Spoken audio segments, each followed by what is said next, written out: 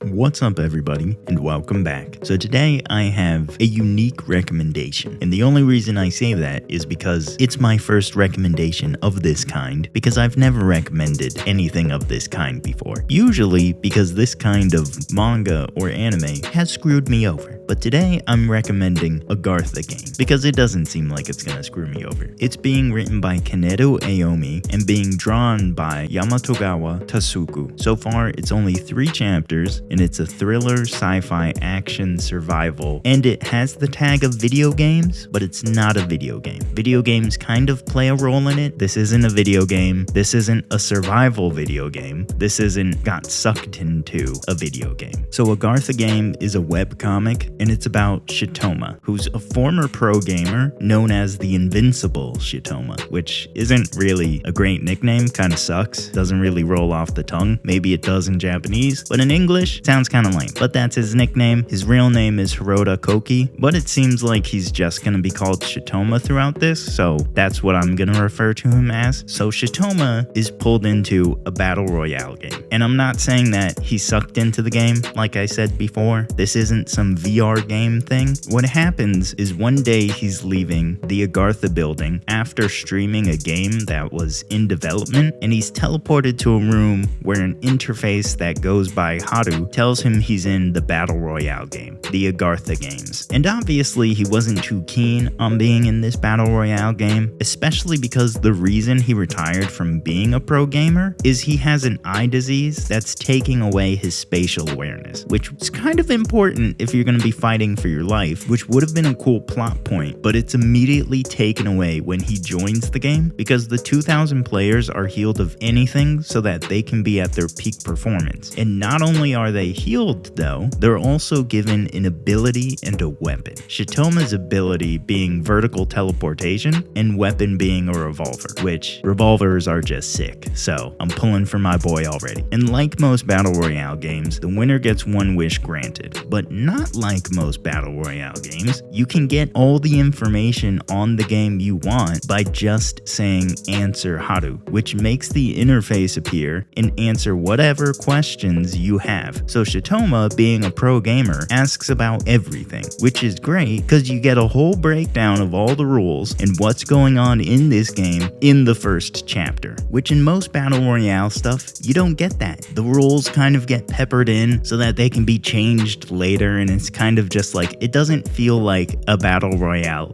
game. It feels like someone's just manipulating the rules as they go along to try and get the outcome that they want, but this really feels more like a battle royale game.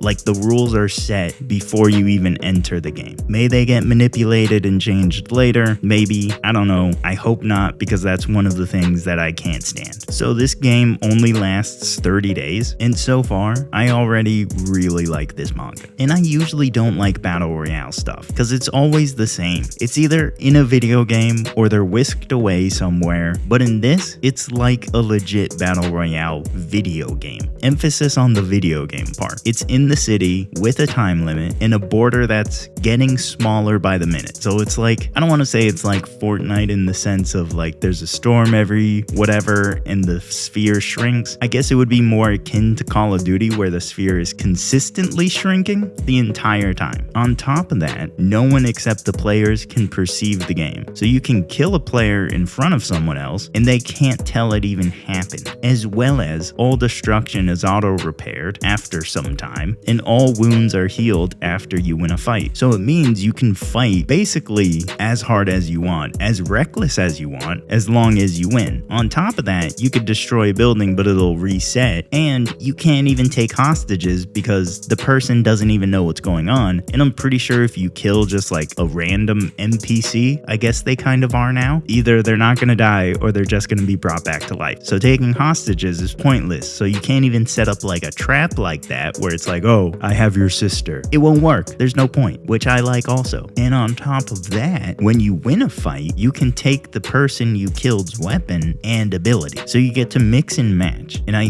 think you can only have 2 weapons. I don't remember that rule, but you can have 3 abilities. So you could kill basically as many people as you want, but there's a limit to how many abilities I think you can stack. I don't think you can just keep stacking abilities. Maybe I'm wrong about that because 3 days have gone by already and you had to give up an ability. So maybe it's kind of like you can stack abilities, but only for a limited time, and then you get reduced down to only having 2. But again, that's why I think you can only have 3 abilities. I think I read it in the chapter, can't really remember, but after some time you gotta drop an ability. And if you drop the one ability that you have, you automatically die. I know it's only 3 chapters so far, but no abilities or weapons seem to be OP, which I like. So Shitoma has a revolver, but it can apparently overheat, and even though he has infinite ammo in his pocket, he has to physically reload it. So even though, yes, he has a gun, it's not like a semi-auto, it is a 6-shot revolver, and he has to reload it. And I don't know what happens if it overheats, but apparently it can overheat. So even though he has a gun, it's not OP, it's not an instant win. So it's traits of this game like this that I really like, because I don't like battle royale stuff usually, because the rules are dumb, and a few characters have OP powers for no reason, but this is so far feels balanced, like a game should be. And on top of that, it's violent. Not like somewhere it's pixelated, video game like character takes damage and poof dies. Nah, in this, it's like actually killing someone. So already a guy's been stabbed to death, hit by a train, fingers cut off, shot, and kicked out of a building, and they don't poof away or get turned into pixels. The person just legitimately dies, which makes it honestly a little tougher for some players because, you know, most people aren't out here just willing to murder a random person just because it's a random game that they're forced to participate in. So far, I think Shitoma is a great MC because he's honestly just cool, and he's written in a way that feels like how an actual gamer would approach this scenario. Like his first battle, he hesitates to shoot the guy because he's obviously never killed the guy before. But after he gets stabbed, he's like, yeah, I gotta kill this guy, which I love because usually the MC is either just a psycho who starts killing like whatever because they played games, which doesn't make any sense, or they're so scared even when someone else is trying to kill them that they have to be saved, which both are annoying to me because it doesn't feel accurate. But Shitoma feels accurate. He doesn't want to kill the other players, but he'd rather kill them than be killed. On top of that, Shitoma wants to win the game because he already confirmed with Haru, the AI interface thing, that he can wish everyone who dies back. So he's already kind of like a hero MC, but he's also kind of doing it for selfish reasons because he wants to win the game, wish everybody back, because he wants everybody to love him. Now that doesn't mean he's out here trying to make friends with everybody, but he also kind of wants to be the hero, which I can respect, that he's honest about his motivations and about what he's trying to do. And right now, there's only one other real character, Yonakura Kagari, who is a huge fan of Shitoma, who Shitoma wants to team up with because he wants to save people as well. Kagari's ability is leg buff, so it's probably what you think. He has super legs. They don't look like super legs, obviously, but he has super legs, which may also hint that the abilities that people get are connected to them based on either who they are or what they've been through kind of thing. Because before the game started, Kagari didn't have legs because they were amputated due to some accident that he had. Now, I'm not sure what his weapon is though, because they haven't shown it, but Kagari seems like he's gonna make a great sidekick. Honestly, I just hope it keeps going as it's going because it's dark, it's full of action, it has some humor actually, and so far, the characters are great. All in all, I think it's great, but it's early. And unlike my usual romance recommendations, Battle Royale stuff feels like it can either go from being fantastic to really stupid, at least to me. Fortunately, how the characters are so far and how the game is set up,